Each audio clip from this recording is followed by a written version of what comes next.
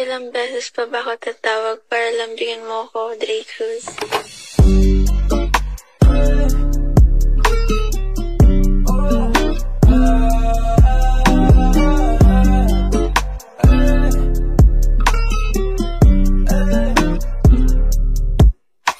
Nalilo mo na ba sumama sa aking mga higaan o para maranasan sa tuwing nalulumbay? Hindi ko maiwasan kung paano ko makapit ang iyong mga kamay. Dinidikit ang mga balat, paborito nating mga nilalaro sa tuwing nilalambing.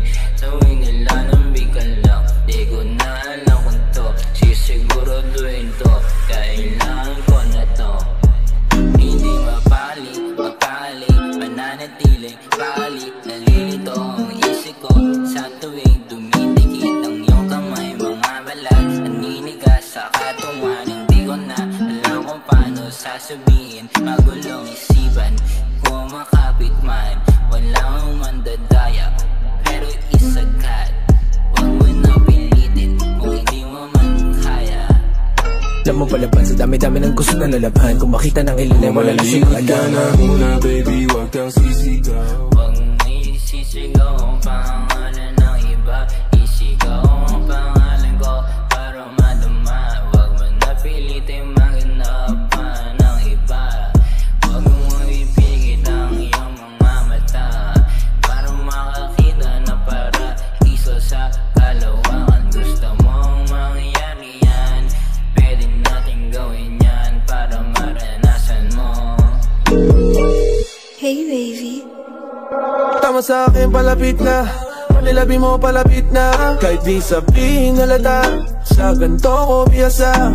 Halik pa ng basala, diretso sa kama.